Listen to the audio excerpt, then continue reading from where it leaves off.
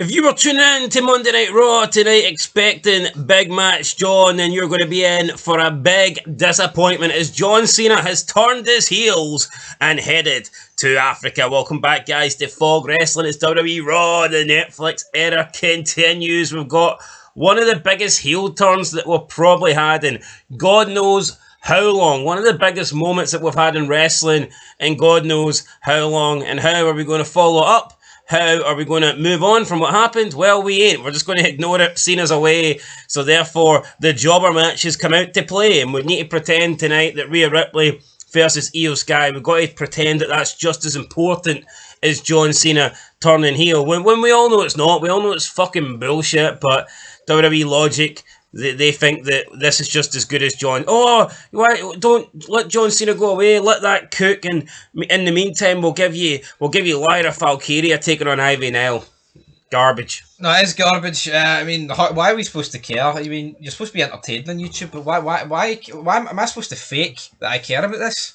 I care about Big John, the heel turn, like everybody else. It just doesn't work, man. This is like Walter White agreeing a massive deal with Heisenberg, agreeing a big deal with Gus Fring in Breaking Bad, and or blowing up Gus Fring, and then in the next episode you don't see Heisenberg for like 3 or 4 weeks. 3 or 4 episodes he's not there, and they just decide to give like what is it, Stinky Pete, or what's his name, Badger? Combo Pete. They decide to give those 3 guys all the screen time over the next 3 episodes, and you're sitting there waiting on the main character to come back. That doesn't work in shows, and it doesn't work in wrestling, right? You cannot give us the main event guy, the top man, John Cena, doing what he done, and then not having him be there, but expect us to have the same level of interest over all this other shit. Now here, I wouldn't be surprised if Raw actually gets a half-decent rating tonight, but it's because they're going to be fooling people. It's because people are going to be tuning in,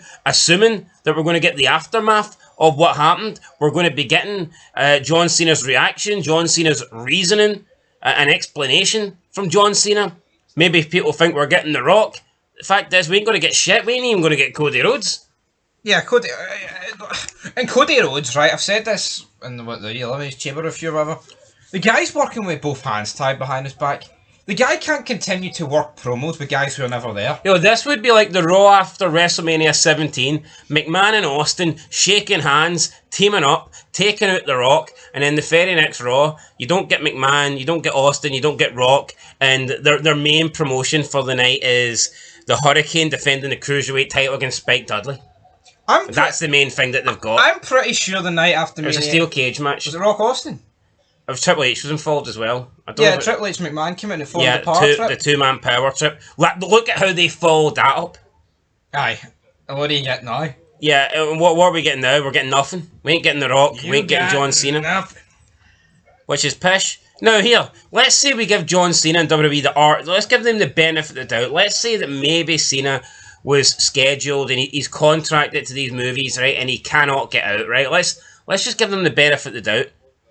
What about The Rock? Why can't The Rock be there tonight? He's probably got movies. It's just crap, isn't it? I mean, it's just... Yo, it's a mega moment, right? But this is why it should have been done years ago, when Cena was there full time. No, that's the truth. I think they should have turned Cena heel in 2012, when he was feuding with Punk. To me, that was the main... Or when he was feuding with The Rock. Maybe the second time when he beat The Rock at WrestleMania 29. Maybe they could have turned Cena heel then. But they didn't. And now they've just... I thought they got to the point where it wasn't worth turning him heel. Because he's like a nostalgia act now, isn't he? It's like Hulk Hogan, right? Yeah, he had his wee heel run. 2002 when he came back, NWO. But the crowd wanted to cheer Hulk Hogan because they probably knew that, here, this guy's a major star. You don't know how much longer you're getting him. And do you not think that's a problem, though, in modern wrestling? Cena betrays the biggest babyface in the company, and he gets fucking cheered at the building. We're listening to the hater. Anybody I've listened to, anybody I've seen comment, not nerds, they're saying that they still want Cena to win, despite Cena being the heel. Everyone with a brain will be cheering. Everyone that doesn't completely suck will be cheering for Cena to beat Cody Rhodes. See the NWO, right? See when they turned, and then like the following Nitro, the crowd was getting littered. With chairs, beers, popcorn, hot dogs. I mean, fucking, we all know the meme of Scott Hall getting hit in the fucking head. Well, here, and he just slicks the hair back. Well, I mean, how cool did he play that, by the way? But here, get your popcorn out tonight, because we're getting free title matches.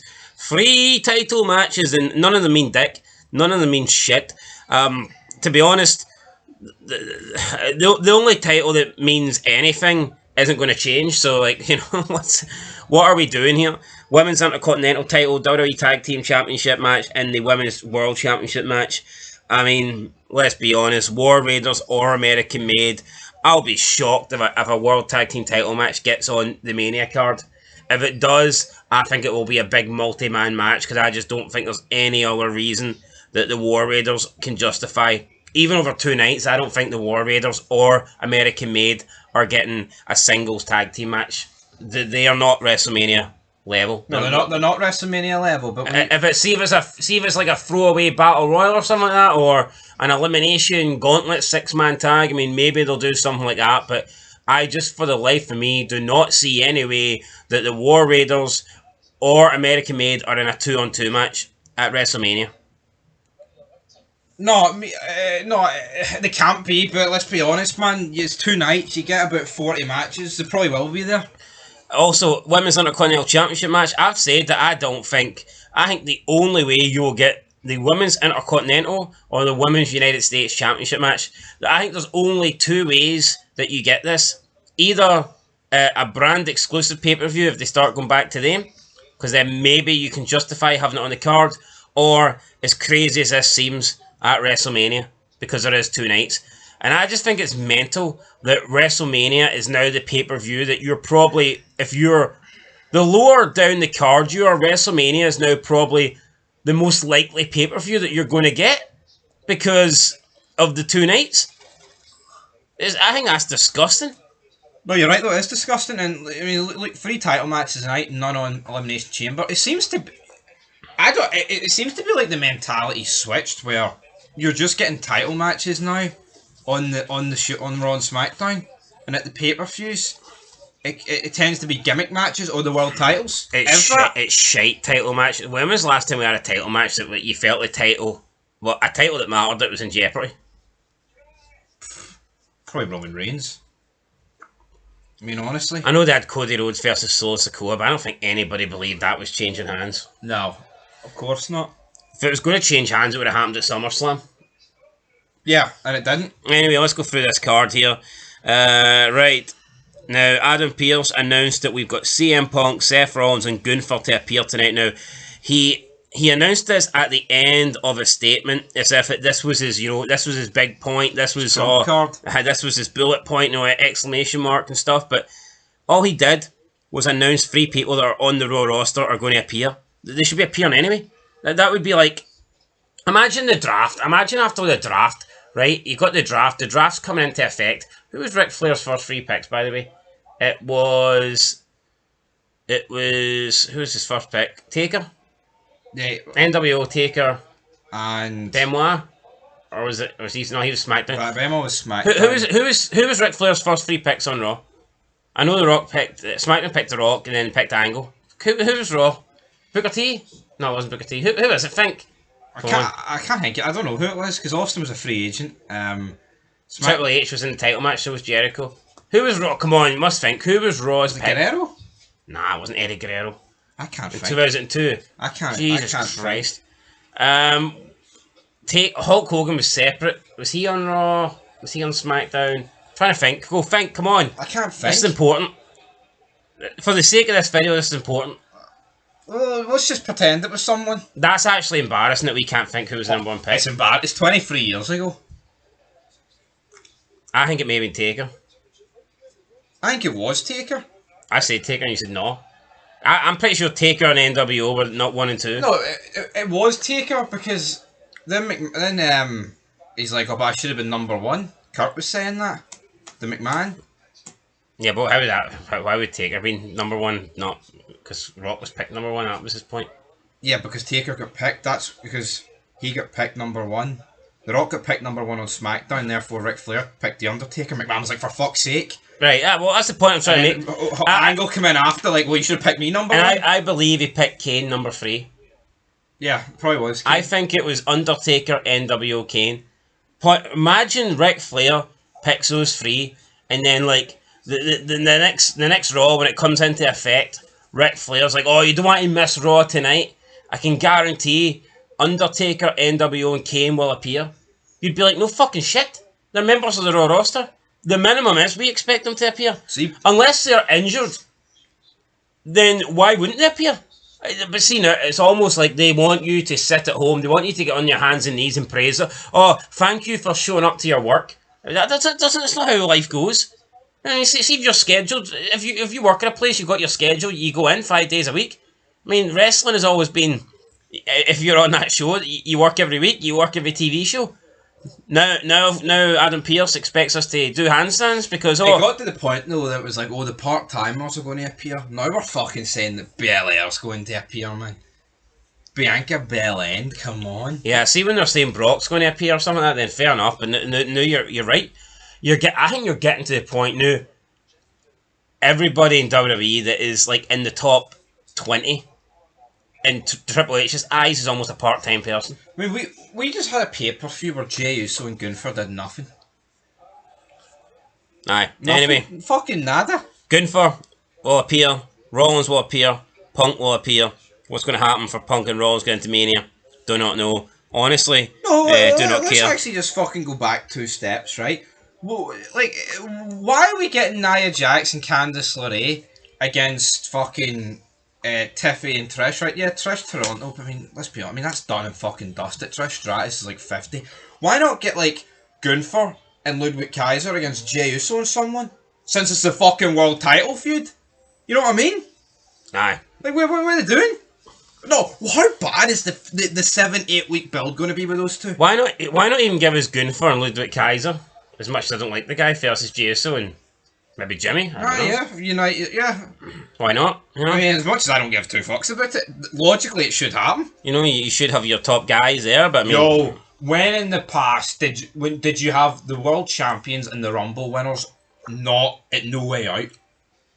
Or Elimination Chamber? Yeah, the last... St. Valentine's Massacre. The last premium live event / pay-per-view before Mania, and you don't have them there. Disgusting. Garbage, right, Bianca Belair set to appear. I mean, I guess that I get. Will she be on Raw now? Or we know the brand split's dead. Doesn't really matter. Raw or SmackDown. She's on SmackDown, but she won, and she's challenging Rhea Ripley, who's on Raw. Or should I say she might be challenging Io Sky, even though she won't be. But anyway, Bianca Belair's going to appear. Will Jade Cargill appear? No, I think that's the more interesting thing. Will she? I mean, who attacked her? Is it Listen, Bianca Belair's going to...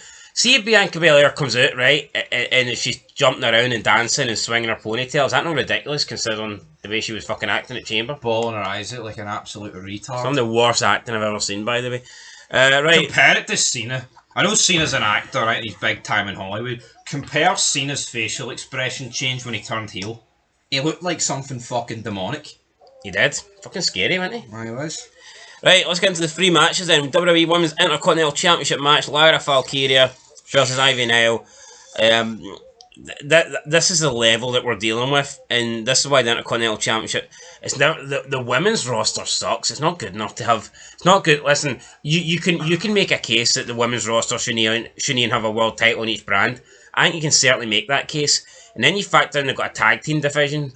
They don't deserve that. They don't need that. And then you factor in now 2 mid-card belts. 5 fucking belts for these women. It's just overkill. See a reason why the Netflix ratings are so dead? I mean, it's actually like based off a week, which we've hammered home for the past few months. It's like, see if you actually had good stuff, people might watch it on the Saturday when they get their week off for work. Well, I'm going to watch the full episode of Raw on Netflix. But why the fuck would you watch a full episode of Raw on Netflix when it's Lyra Valkyria against Ivy Nile? Horrific, man. Lyra Valkyria would benefit from getting a run at the World Championship more than she would this Intercontinental, because all she's doing is defending. What's her character?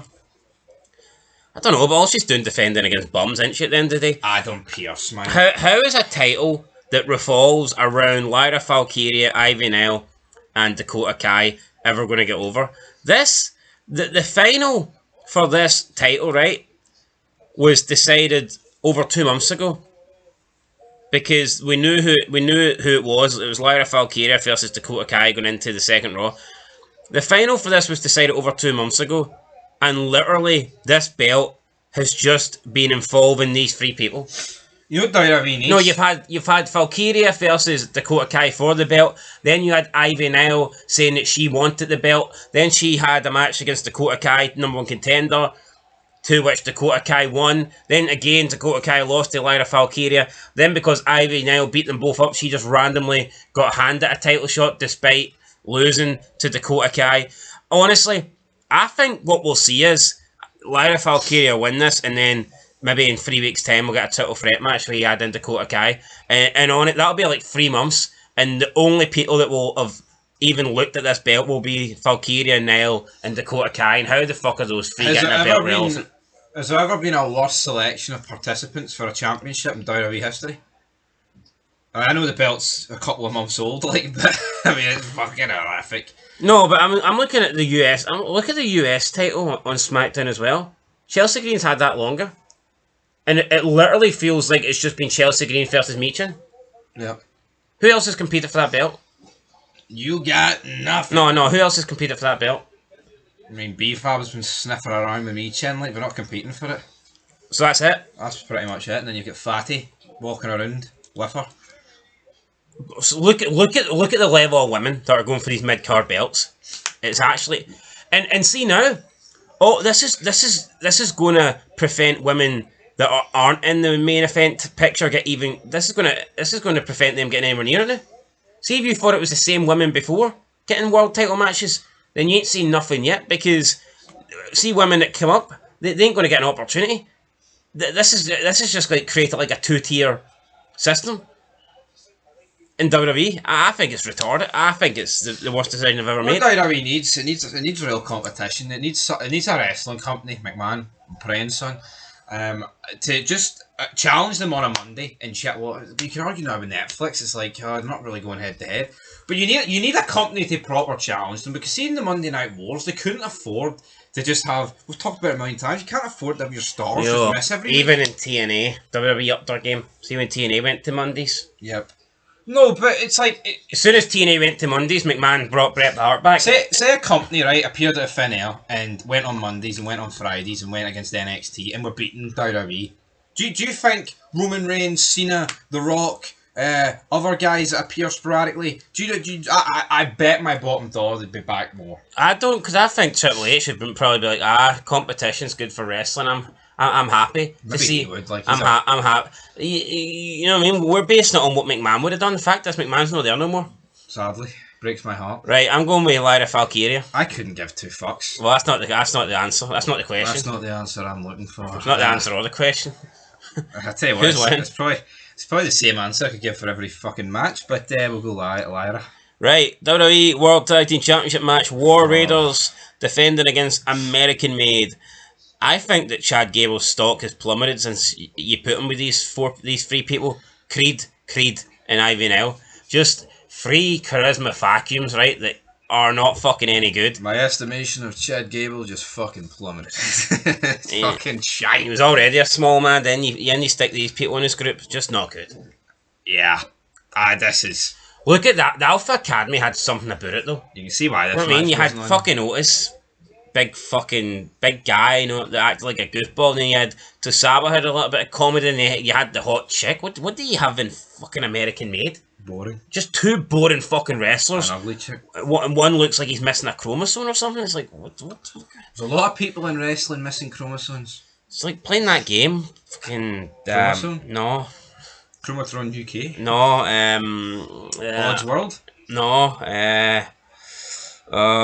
you play games with interactive.